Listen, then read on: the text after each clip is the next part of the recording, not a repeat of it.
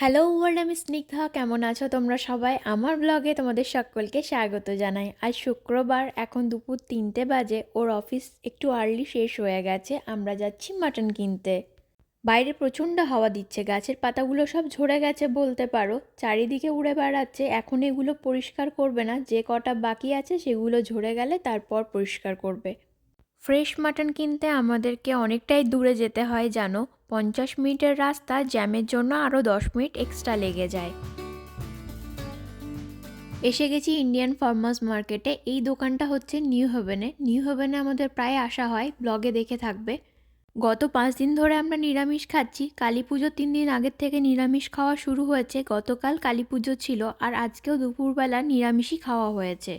সামনের এই জায়গাটা থেকে সমুদ্র মাটনটা নেবে, আমি একটু মাছের জায়গাটা ঘুরে আসি। দুজন মিলে ডিসাইড করলাম আগামীকাল মাটন খেতেই হবে, চিকেন দিয়ে কাজ চলবে না।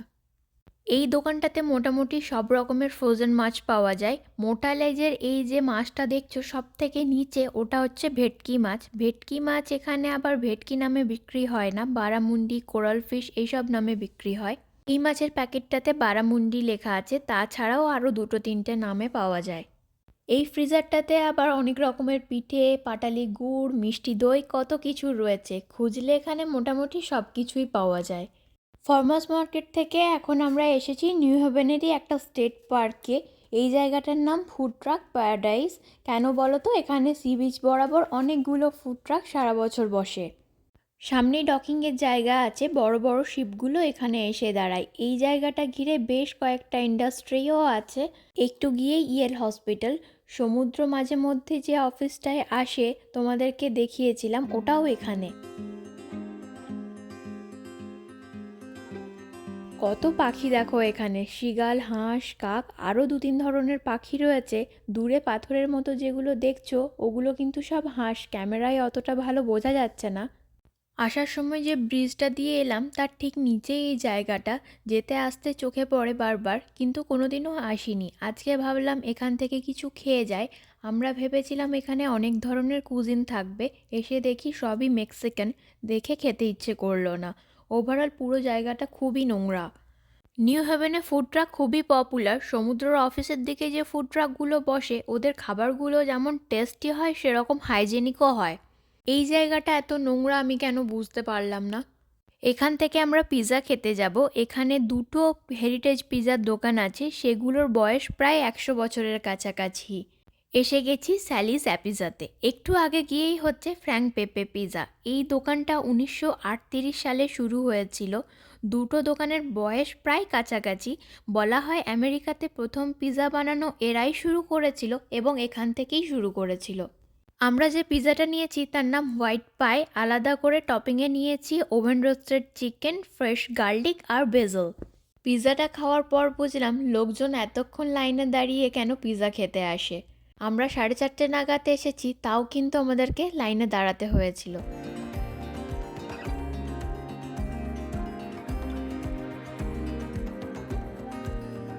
গুড মর্নিং সবাইকে। গতকালকে বাড়ি আসার পর ব্লগটা আর কন্টিনিউ করা হয়নি, তাই সকালবেলা ব্রেকফাস্ট থেকেই শুরু করলাম। আজ শনিবার, সকাল সকাল গরম 1 কাপ কফি নিয়ে বসে পড়েছি। আজকে ব্রেকফাস্টে আমরা খাচ্ছি খাকড়া, আর দেওয়ালির জন্য নিমকি আনা হয়েছিল সেগুলো।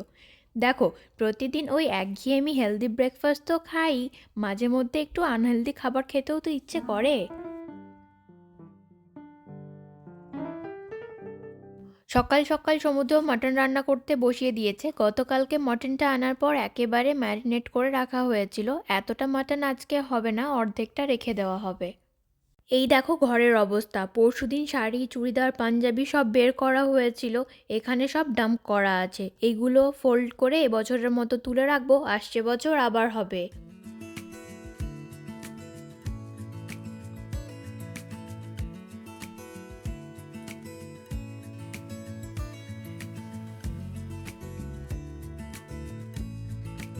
সব কিছু ফোল্ড করে নিলাম। ভিডিও দেখি আর ভাবি কাজগুলো কত চটজলদি হয়ে যায়। সত্যি সত্যি যদি এমনটা হতো। আমি এই জিপ ব্যাগগুলোতে আমাদের এথনিক ওয়্যারগুলো ভরে রাখি আলাদা আলাদা করে, তাতে পরে খুঁজে পেতেও সুবিধা হয়, আর জিনিসগুলো বেশ ইনট্যাক্ট থাকে। এখানে এথনিক ওয়্যার পরার জন্য ওকেশন খুঁজে বেড়াতে হয়। বছরের বেশিরভাগ টাইমই তো শীতের পোশাক পরে কেটে যায়। কাজের ফাঁকে মাটন কষা খেতে চলে এসেছি, ফাটাফাটি খেতে হয়েছে। এখন আমি উচ্ছে, আলু, মূলো আর পাঁপড় দিয়ে একটা তরকারি রান্না করব। তার জন্য সবজিগুলো একটু মোটা মোটা করে কেটে নিয়েছি, কাঁচা লঙ্কা কুচি করে নিয়েছি আর কয়েকটা পাঁপড় 4 টুকরো করে নিয়েছি। এই রান্নাটাতে খুব অল্প পরিমাণে সর্ষে বাটা লাগে। মিক্সিতে এই অল্প পরিমাণ সর্ষে তো ঘুরবে না, তার জন্য আমি সর্ষেটা গুঁড়ো করে জল দিয়ে মিক্স করে নিয়েছি। সর্ষের তেলে রান্নাটা করব, একটু বেশি পরিমাণেই তেল দিতে হবে। প্রথমে পাঁপড়গুলো তুলে নিচ্ছি, তারপর বাকি সবজিগুলোও একটা একটা করে ভেজে তুলে নেব।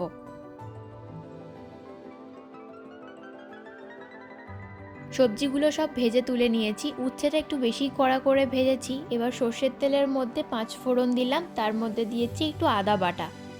আদা কাঁচা লঙ্কা বাটা থাকলে তোমরা সেটাও দিতে পারো, আমার কাছে শুধু আদা বাটাটাই ছিল তাই আমি লঙ্কা কুচি করে দিয়েছি। কাঁচা লঙ্কার ফ্লেভারটা এই রান্নাটাতে বেশ ভালো লাগে। এবার দিয়ে দিলাম হলুদ, জিরের গুঁড়ো আর পরিমাণ মতো নুন। সব কিছু একসঙ্গে কষিয়ে নিয়ে সর্ষের জল আর গরম জল অ্যাড করে দিচ্ছি। একটু ফুটে এলে আলু আর মূলোগুলো অ্যাড করে দিলাম। উচ্ছেটা 2 মিনিট পরে দেব। উচ্ছেটা দিয়ে দেওয়ার পর গ্যাসের ওভেনটা এখন অফ করে দেব। খেতে বসার আগে পাঁপড়গুলো মেশাবো। স্নান করে এলাম, এবার লাঞ্চ করব। তার আগে পাঁপড়গুলো হাতে করে ভেঙে ভেঙে অ্যাড করে দিচ্ছি। এই তরকারিটা খুব বেশি ড্রাইও হবে না, আবার গ্রেভিও থাকবে না, সেরকম অবস্থাতেই খেতে হবে। আমি তেতো বা সবজি কোনোটারই ফ্যান নই, কিন্তু যখন মাটন খাচ্ছি তখন একটা সবজি তো খেতেই হবে। যারা আমার মতো উচ্ছে বা করলা খেতে পছন্দ করো না, তারা এই রেসিপিটা ট্রাই করতে পারো, দেখবে খেতে ভালোই লাগবে।